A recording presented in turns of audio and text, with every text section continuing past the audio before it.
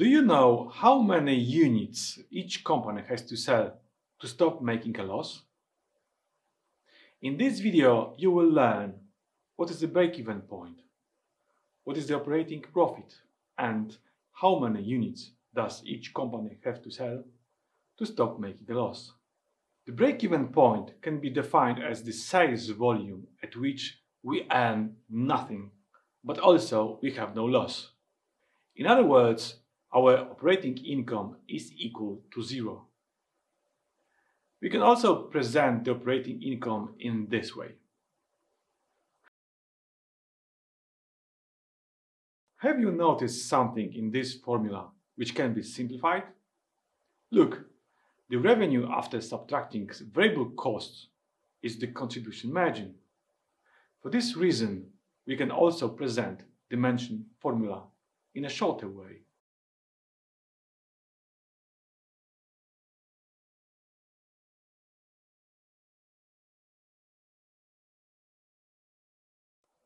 Note that the term of operating income is used to denote income or profit before income taxes. Net income is operating income minus income taxes. Remember this because we will need it later.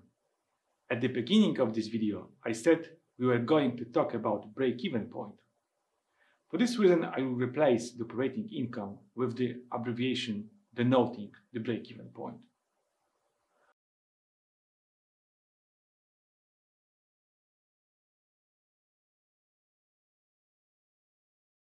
Okay, now we will remember that in our calculations we are not going to look for the profit, only the break-even point. The break-even analysis is often called CVP analysis, which means cost, volume, profit analysis. However, the CVP analysis is used not only to calculate the break-even point, but also the target income. It helps you understand how changes in volume affects costs and net income. I showed some formulas above, but do you know how they work? Let me show you this first with a graph and then with an example. The fixed cost chart looks like this. And the variable cost chart looks like this. Now let's present both types of costs in one graph. Now, if we add up these costs on one graph, it will look like this. Now we can see how to shape the total costs. Okay, now let's draw a line to illustrate our sales. Please note that at the point where the two lines intersect, there is a break-even point. If we sell fewer units than the break-even point, we will make a loss. The loss value for different number of units sold is marked in red. On the other hand, if we sell more units than the break-even point, we will achieve an operating income. The profit value is marked in green. We already know how to present the break-even point on the chart. Now let's try to calculate how many units we need to sell to achieve it. I already showed the break-even formula before, but I would like you to understand how it works. The break-even results when sales is equal to total variable costs and total fixed costs. Logical, right?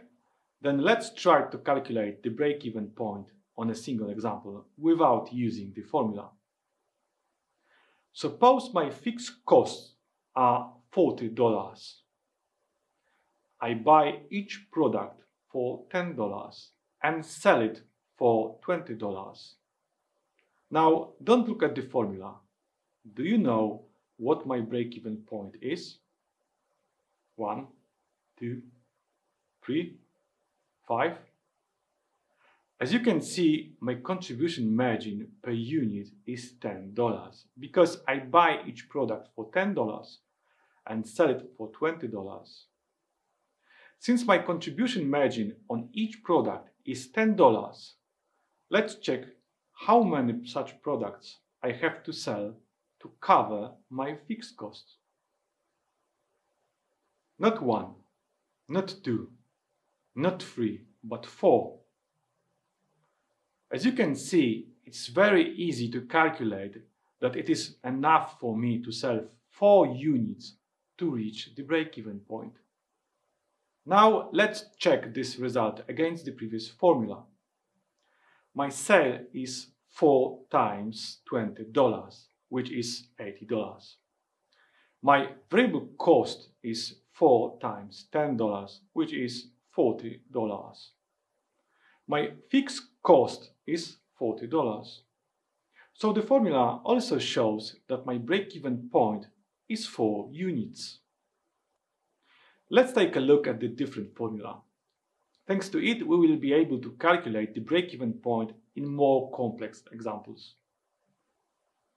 As you can see, also this time I need 4 units to cover the fixed cost.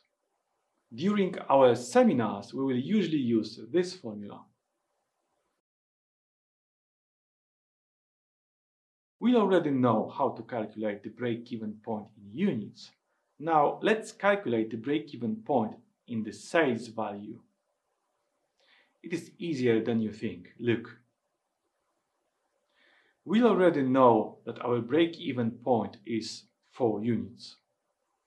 We also know that each unit price is $20.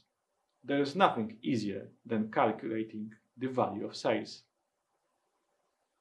Our break-even point is 4 units, but also $80.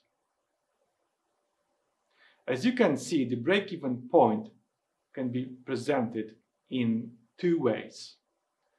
The first as a number of units, the second as a sales value.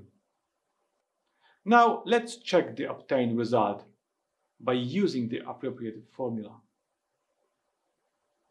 As you can see, this time we need the contribution margin ratio. Let's calculate it.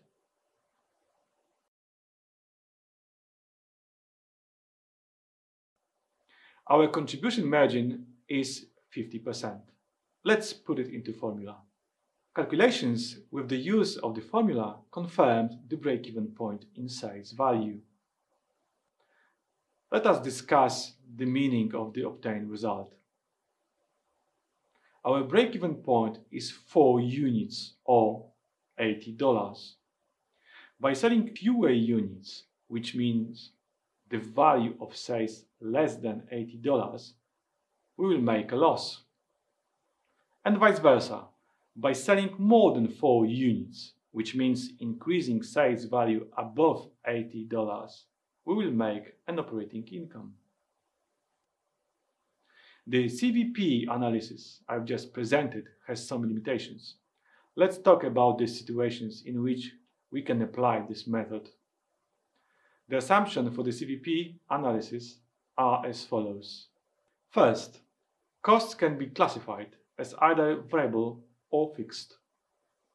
Second, the behavior of costs and revenues is linear. When more than one type of product is sold, the sales mix complicates CVP analysis because different products will have different cost relationships. In this video, I assumed a single product.